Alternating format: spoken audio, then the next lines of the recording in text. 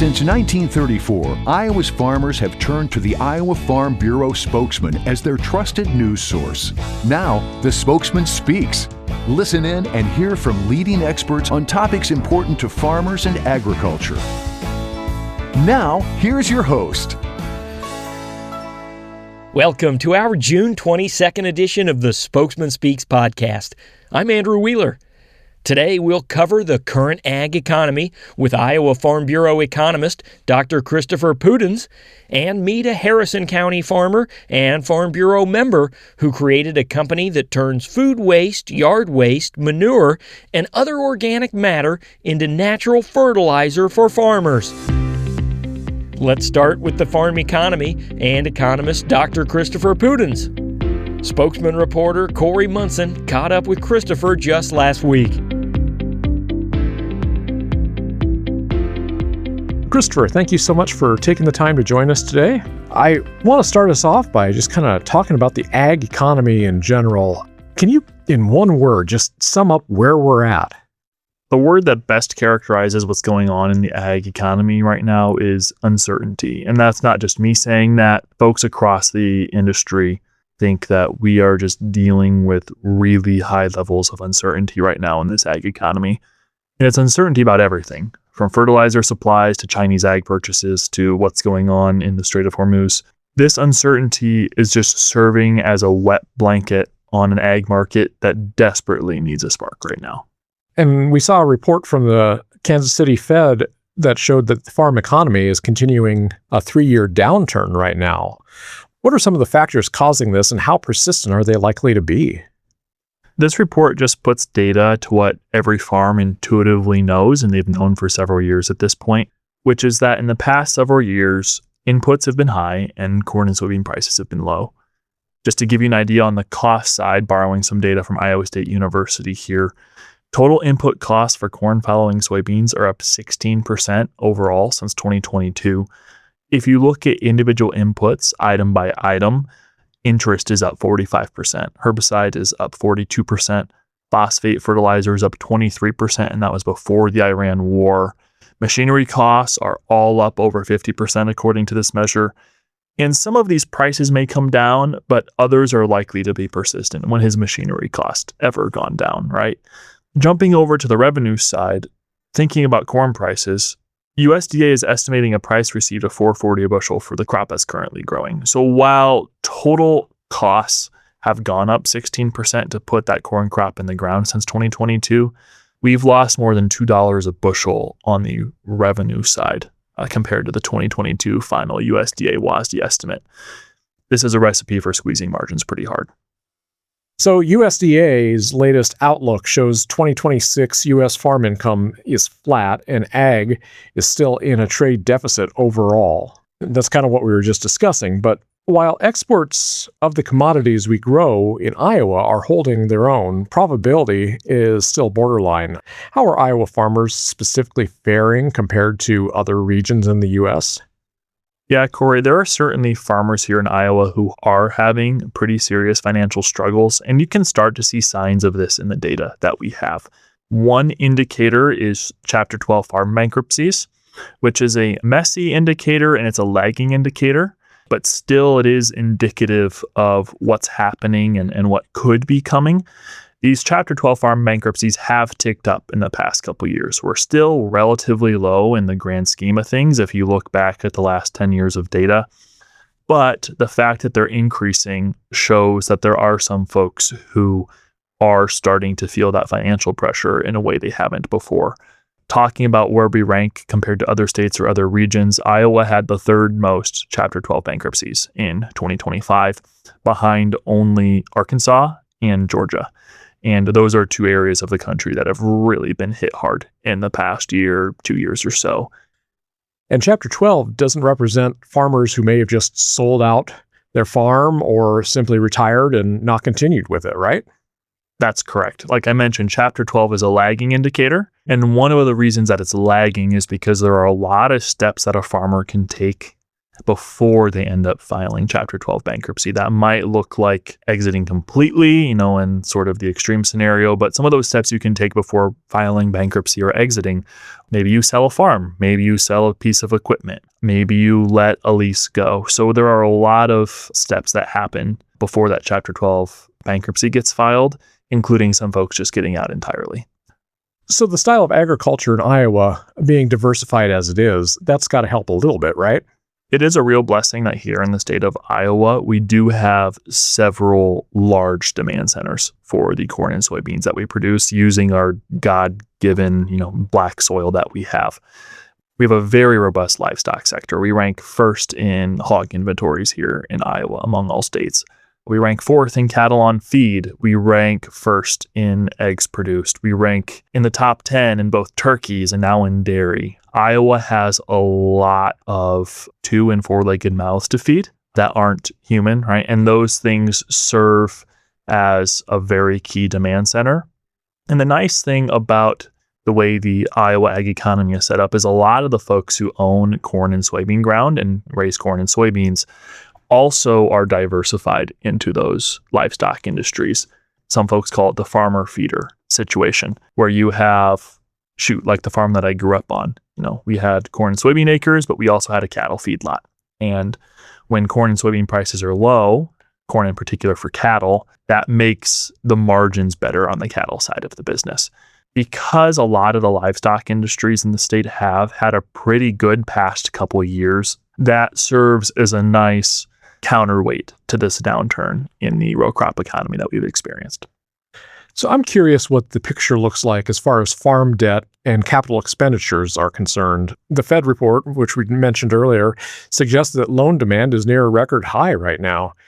Is that a warning sign, or is borrowing just part of going through a difficult time in the farm economy?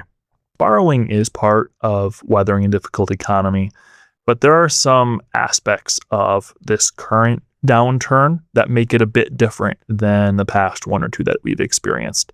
And what I mean by that is, according to the Chicago Fed, which is the Federal Reserve District that Iowa belongs to, in 2025, their index of loan demand ticked upward quite a bit.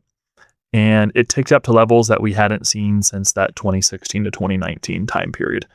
And before then, you have to go quite a ways back, like the 90s or even the 80s, to really hit loan demand index levels that we're seeing right now. Really key to tease out, though, is that in 2016, when we last hit these levels during that time frame, interest rates for operating notes were below 5%. Today, interest rates for operating notes, according to the Chicago Fed, are between 7 and 8%. So we have high levels of loan demand at substantially higher interest rates. So are these high levels of loan demand warning signs? No, but they do make me a little concerned that we are reaching these high levels of loan demand at the high interest rates that we're experiencing. How I mentioned how the Chapter 12 bankruptcies are a lagging indicator? This index that the Chicago Fed publishes, I would say, is a leading indicator. It shows you where problems might be, several years from now. So it's reasonable to think that high interest loans over time could potentially be a problem for guys. Yes, larger loans at higher interest rates are a recipe for challenges in the future. So then, given the prolonged downturn in the farm economy, how's that affecting the overall Iowa economy? Iowa Farm Bureau did a study in late 2024 where we took the number of ag and ag-adjacent layoffs that had been reported to Iowa's WARN system, and we estimated what are the economic effects of this throughout the state of Iowa when you think about everything that ripples out from the ag industry in the state. And we found, unfortunately, that as a result of the ag and ag-adjacent layoffs for that first more than half of 2024, that there was a nearly $650 million reduction in GDP as a result of those layoffs. And unfortunately, if we were to run this study today, that number would be even bigger because there have been more layoffs and the ripple effects have had, even further reaching implications. And I've said this before in presentations, but when ag sneezes, Iowa catches a cold. And unfortunately, we're in one of those seasons where the rest of the Iowa economy is struggling because of these profitability issues for row crop folks at the farm gate. So with the headwinds that we're experiencing, it seems like the Iowa Farm Bureau Economic Summit next month is really well-timed, and maybe will give farmers an opportunity to learn something about how to manage through this period. What would you say farmers can gain from attending an event like that? Farmers have a lot to gain from attending this event in particular. In 2024, we did a general econ summit. We focused on a number of different subjects. Here in 2026, we said, if we're going to focus on one subject, what are we going to focus on? And the subject that we chose is ag trade. And I began at the top of my discussion here talking about uncertainty is the word that characterizes the ag economy right now. And there is no place in the ag economy or no aspect of the ag economy where there's more uncertainty here in 2026 as there is in the ag trade aspect of agriculture. And at our Econ Summit, we are going to have some of the most plugged in people in the entire country coming and sharing their insider information with us about what's going on in ag trade here in the United States, where we are currently. We'll be smack dab in the middle of the USMCA review period. We will be just a couple weeks after the ag negotiation round and a couple weeks after that July 1 deadline or milestone, whatever folks are calling it. And we will have insider information coming from folks who are still very in the loop with the folks who are in those rooms. We'll also have some industry folks who will have a finger on the pulse of what's going on in the ag trade space. And with all these perspectives represented on this agenda, attendees will leave, at the end of July 17th with a lot more knowledge that'll reduce the uncertainty related to ag trade for them as they go home back to their farms. So then when you're looking at the guests that you've got coming in the agenda, what would you say are some actionable insights you expect folks to gain from this meeting? In addition to all the trade information that I mentioned, there are 2 panels in the afternoon that I think will really have some actionable insights for the attendees. The first is at 1 p.m. 2 Iowa State economists will participate in a panel that I'll be moderating, talking about a new study that CARD is releasing as a joint study with several other organizations, including Farm Bureau. And the study is going to dissect the current ag economy downturn from a couple different lenses. And one of those lenses is the farm financial lens. And another lens is the sort of land values. And then a third one would be the ag lending. So we're going to present essentially a benchmark of where are we in some of these different financial aspects of the farm. And that would give folks the ability to benchmark where they are in their own minds regarding their own operation compared to what is going on around the state of Iowa. So that's something actionable that folks will be able to take away. The other one is right after that at 2 p.m. We'll have 2 agribusiness owners, one from here in Iowa and one from up in North Dakota, who are going to talk about how they really thought outside of the box and decided to take exports into their own hands, and they actually export product themselves to places like Japan. We have Steve Nickel of Midwest Premier Foods here in the Des Moines area and Bob Sinner of SB&B Foods, who have experience exporting their own products, and they also know how to help other people figure it out too, and that's why they're coming, to answer questions about how did they get started, what inspired them, what were the hurdles. And if you are sitting in that audience and had ever thought about exporting your own products yourself, this event's for you because we'll have some information to try and help you figure that out. So not only information, but possibly inspiration along the way as well. Yes, this event could have the key that unlocks the success of your operation in the future. So I guess the last question, Christopher, is when is the summit? Where is the summit? Can you kind of give us just the details and how people sign up? The event is July 17th at the FFA Enrichment Center in Ankeny, Iowa, which is a suburb right on the north side of Des Moines. The cost is only $50 a person, which is a great member benefit for Iowa Farm Bureau members. If you're not a member, it's much higher than that. It's $400 for non-members. But if you're a member, it's only $50 a person. And if you aren't a member today, you should join because, the cost benefit on that definitely pencils. People can sign up at iowafarmbureau.com. Spots are limited. and time to sign up is running out. We're coming up to the event very quickly here. So make sure to get out there and register as soon as you can. Wouldn't want you to get left out because we're out of spots. And when you register, make sure to bring a neighbor too. It'll be a great event for you and the folks around you to attend and learn. Thanks, Christopher. That economic summit is one you won't want to miss. So if you haven't already, be sure to check out the full agenda and get registered at iowafarmbureau.com or by using the link down in the notes for this episode. Of course, trade is one of the hottest topics we have in agriculture right now, and the same could be said about fertilizer, which transitions nicely to our next guest. Abe Sandquist is a Harrison County farmer and longtime Farm Bureau member who created a company that turns food waste, yard waste, manure, and other organic matter into natural fertilizer for farmers. Abe's company is called Natural Fertilizer Services, and spokesman reporter Bob Beyond recently called him up to discuss it.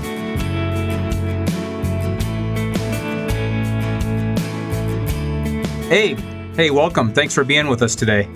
Tell me a little bit about your background and how this business was formed and how it's grown to this point. I know your path from NRCS led to creating Natural Fertilizer Services. Basically, its history and what exactly do you do? Yeah, I started out working for the Natural Resource Conservation Service 20 years ago, and maybe even 25 when I started. And I was working with farmers on conservation practices as far as soil conservation, but I was also looking at working with them on nutrient management as well, working with some livestock operations on helping them understand the value of their manure, right? And 20 some years ago, most people just thought of it being a liability, right? They never really understood that the true value of it as a fertilizer, as a soil amendment, as a soil conditioner, a biological stimulant. Nobody really understood those things. So it was a great light bulb moment. I was working with a farmer, a feedlot owner, and said, hey, you can't put this manure back on your field any longer because your P indexes are too high, right? Your phosphorus loss is going too high. And the guy's like, what should I do with it? And I said, sell it to your neighbor. And he said, why don't you do it? So now this is what I do, right? I never knew I would turn it into a career, but I work with livestock operations and I help match up the nutrient needs. Usually livestock operations have an abundance of fertilizer created through their manure resources. The row crop farmers are exporters of nutrient. So, we kind of match them up and we take care of all the environmental paperwork and then all of the in between, the loading, the trucking, the spreading, and everything. Now we've been doing this for 20 years and we don't have enough manure. I mean, it seems like it's a hot commodity. Will you talk a little bit about completing the nutrient cycle? For listeners unfamiliar with that concept, what has changed in ag over the years and why do you believe that cycle has become fragmented or broken? So, ever since Harbor and Bosch put together their system on generating nitrogen, that's been a great addition to agriculture, right? Nitrogen's protein and it helps us grow more commodities. And it's made agriculture so easy. You don't have to worry about trying to figure out how to fixate nitrogen, how to manage your soil correctly, and utilize the cycle that Mother Nature designed. So Mother Nature designed this cycle to be the crops grow, they harvest nutrients. Those nutrients, either through livestock or plants, hit our dinner plate. We consume them, and then all the waste streams and everything else in that process should go back to the soil, right? Because the soil is where it generated from.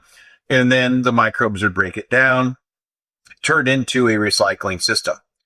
We, in agriculture, because it's easier to mine fertilizer from a hole in most of another country, it's just been easier to harvest those nutrients, haul them over, apply them to a field, and then us as farmers would be constant exporters. Well, we figured out now that this system's broken, right? We're not going to be able to constantly do this forever. Fertilizer is not a renewable source when it comes out of a hole, mined from somewhere. We need to do a better job. And then also, a lot of our nutrient resources are not generated here in the United States. So we become more dependent on foreign fertilizer at this point. So the gap in the nutrient cycle pretty much is that we do a great job of harvesting nutrients, we do a bad job of bringing back the nutrients after they've been consumed. And think about it this way too, Bob. Nutrients are never gone.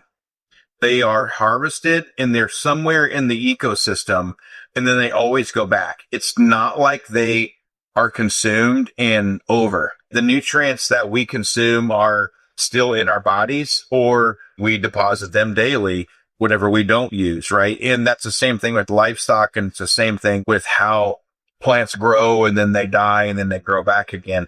Nutrients never go away. It's just, are they back where they need to be? Has there been an aha moment for you where you realized there needed to be a better system here? You know, in 2020, maybe even 2016, I bought my first compost turner. And I started composting animal manures and making them more, easier to handle, physically appealing, less smells, more stable. And I figured out it's so neat when you look at either mortality composting or any type of composting of organic materials. You can see nutrients that you can look at a cornstalk bale and in 3 months from now, see it turns back to dirt almost, right? It turns back to something that you would probably go buy at Earl May. It looks very dark and lush and very light. And, in about 2020 is when I decided that we need to be harvesting all of the food waste. My kids, we go and sit and eat lunch with them at school, and you see how much nutrients are being wasted by food being thrown away. You talk to large manufacturers of food, and because of the process of food manufacturing, every single day, there are waste streams involved in that. And all of those are nutrient, right? They're just in the wrong place at the wrong time. So the aha moment has gradually been from the farmers are telling me they want more manure. I don't have enough of it. And I'm trying to figure out where are other sources of manure type products that we can bring to these growers. Yeah, so Natural Fertilizer Services started by connecting livestock producers and crop farmers through manure management. Sounds like the company is really evolving over the years, and now we're moving into something called waste into nutrient recovery, WINR, right? And what makes it different from traditional waste handling or fertilizer systems? So the story I just told you about when I connected that farmer back when I was working for the NRCS and talking about, helping that livestock producer match up his nutrient resources with the farmer. Okay, so the reason why that light bulb movement came on at that point was because it created so many wins. And in anything in this world, if every single person wins, it's impossible for that to fail. Right? It's not going to fail because everybody wants it to continue to happen. So in that case there, we had the generator of the waste, which had been a livestock producer. He had a more reasonable cost of getting rid of his product. He had less work and effort to doing it. It just went away and his life got easier. The row crop producer got a better product for the money, and they didn't have to rely on some other synthetic product, but they also got a product that really did a lot more than just what NPK would do. Then we also had to hire people to come in and manage that product, haul it, spread it, load it, those type of things. So we stimulated the economy at the same time. And at the end of the day, the whole reason why I started out being there was because of the environmental aspects, right? The livestock producer had too high of a P index level. So the environment won as well. So we created a quadruple win. So when we decided to build our first, what we call winner centers, we come up with the name WINR because everybody that does business with this is supposed to win. And also it's an acronym for waste into nutrient recovery. What WINR is going to do is not going to work with livestock producers as much. We're still going to work with them on straight manure management. We want to work with pre and post consumer waste and bring all of those organic materials back to one of these centers, recondition the product and put it through, probably going to use aerated static pile composting, ASP, but we can put that through a microbial process to turn those banana peels and whatever else that we have for food waste, turn it back to a product that can be hauled to the fields and reutilized again. So the winter centers are the next phase in our journey of trying to complete the nutrient cycle And 2026 is chosen to be the year we're going to roll them out. Yeah, walk us through the now under construction Woodbine facility. That's the first facility that you're going to have. You talked about some of the materials too, like banana peels or other food waste. Is it just food waste, or are there other things involved, and where are they all going to come from? Yeah, so banana peels would be an example, right, to just get people thinking about food waste going into it. But during the production of food, there are a lot of different types of waste streams, right? I mean, any type of food that was packaged that maybe goes out of date. And every single day they pull stuff off of shelves and it goes somewhere. So those materials, we have a depackaging facility, so we could load those cans or packaged goods up in there, break them open. It'll separate the organics from the packaging, and we can put that food organic back in our product again. You know, we're also going to be looking at everyday waste streams that are generated by humans, whether it's lawn care products or any type of material like that that is organic, that is grown from the earth at one time. We'll be utilizing this. So if you look at the Midwest, where a lot of our food is processed, there is a lot of products that aren't utilized properly, that maybe we're not capturing as much sustainability value out of them. If they're land applied, maybe we could think about bringing it to our facility and conditioning it so we can take it to where it needs to go as a nutrient need. But there's all the way from bone meals to any type of off-fall material that comes out of packaging somewhere. You said that winter is designed to complement traditional fertility programs rather than replace them. So beyond nutrient value, what kinds of benefits can farmers see through things like organic matter, soil biology, long-term resilience in their field? We've got a system that we call Soil First, and that's kind of how we focus our nutrient recommendations as agronomists. We focus it back to our customers. Think about your diet, right? You go to the grocery store and you're buying meats and stuff because you're needing protein. You're buying vegetables for carbon, for your roughages and stuff, essentially. And you're buying all these food products and you're hoping to get energy and protein and nutrients out of them. So the way that we farm today, because of the way it's been designed, is nothing that any of us have done right or wrong. We're farming and we're feeding our soil like we're going to the pharmacy to get magnesium, potassium, protein, and different supplement pills, and we're going to consume them into our bodies, right? And then that's all we're going to get. No organic matter, no nothing else. We're just going to eat pills all day. That is how we farm today, because that's been the easiest way to do it. And I think that we were just doing what we know. Well, if you really think about it, why does manure work better when people always talk about that? So because it's an organic matter based material, the microbes in the soil that break down organic matter and make nutrients available work faster because they're getting a carbon to nitrogen ratio that they prefer.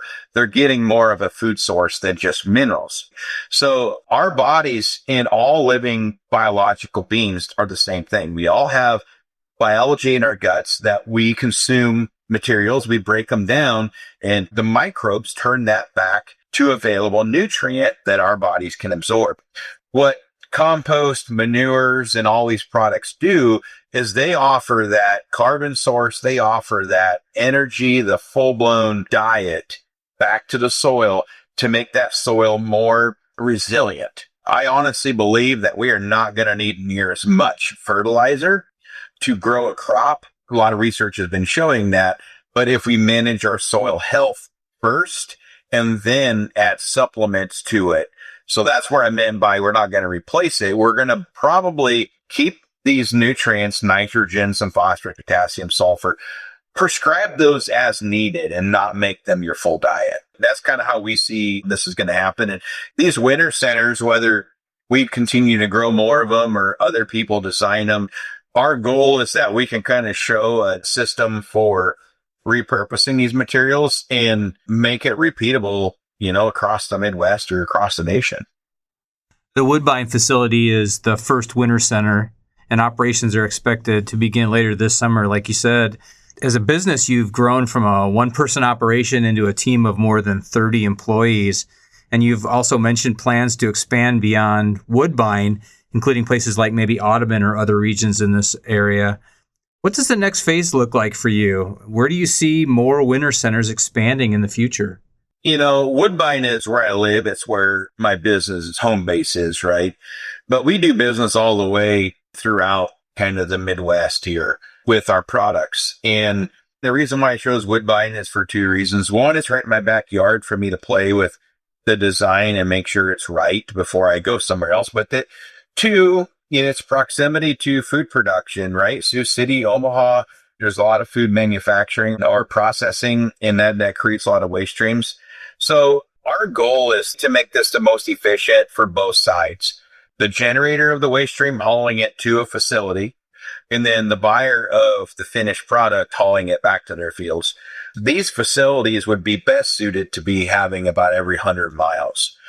I would like to see these grow and get into other parts of the state and other states, and then just keep growing them. And whether we partner with other people to help, to want to be involved, or whether we own more of them, it doesn't matter. I take this as more of a mission to figure out how we can really change how nutrients are cycling right now. Are there any additional services or technologies or opportunities you see your company hoping to add as it continues to grow? We've got a management system to making this thing, to marketing it, making it very efficient, and logistics and recipes and all those things. So we're adding every day to our software and our technology there. We're also trying to improve technology on the fastest way to do this and the most efficient way to do it so we can keep these costs down. And we're planning on continuing to refine our systems and technology so then we can share that with other people that want to bring, natural fertilizer in a winter center to their area and have a business stimulating their local economy. You think about it, these nutrients that we harvest from overseas, 3/4 of that money, 75% of that money at least, goes overseas or at least outside of the state, right? It's stuck up in freight and margin and mining and then the physical product. And most of that money goes away. And when you look at the recycling of organic waste streams into nutrient, it's very, very localized. Like every 100 miles, I said that these could be utilized. That means all of that, all the resources, human resources to the tax dollars generated to the tires and the fuel and everything else. It's very local stimulated environment. And I just love the long-term aspect of creating wins for everybody in that area when these things expand. How far along are you on construction on the Woodbine facility at this point? The Woodbine facility is close to halfway done, and we plan to have it done, here in a couple months. Concrete's going in this week. We've got still finishing up a little bit of dozer work. Yeah, the plan is to have it, the shell and everything else put up here by July, and then start operations soon after our July 31st grand opening that we plan to have. Yeah, let's finish up with that. Your open house in Woodbine at the new center. What can people expect if they attend, and who should make plans to come out and learn more? We're kind of just celebrating the last 20 years of what we've kind of been doing with natural fertilizer. We've been in business for 20 years. This will be kind of our celebration for that, but also celebrating the new way of thinking about nutrient management. From 2:00 until about 5, July 31st, we'll be able to have some tours and kind of explain more of the system, how things work. You get to see the facilities and what all this equipment looks like. And then at 5:00, we're planning on having a little ceremony there, kind of quote unquote a ribbon cutting event. And we're hoping to have some political representation there. And then after that, we are planning to feed everybody, right? Kind of the good old Iowa party, right? We're going to have hamburgers and food and stuff there for everybody. And then we're planning to have a band and some celebration. So we're excited about it. We're hoping to have a decent amount of people. A lot of people are putting on their calendars already. Everybody's welcome. I want people to come and see what this looks like, because I want them to not be scared of something like this if it is going to come to your neighborhood or your community. I want them to be very welcoming to it, because I definitely think this is the future of agriculture. Congratulations on your company's success, Abe. If you'd like to learn more about Abe's company, Natural Fertilizer Services, or attend that July 1st event he referred to near the end of that interview, we've included a link to the company's website down in the notes for this episode. That's all for this edition of the Spokesman Speaks podcast. We hope you enjoyed it and that you'll join us for our next episode on July 6th. We'd also like to wish you a happy Independence Day, and we hope you'll take time to celebrate our nation's 250th anniversary, a milestone that wouldn't exist without the brave men and women who've served our country in uniform for 2.5 centuries. It's also an achievement supported by generations of farm families who have made agriculture the roots of the freedom we enjoy.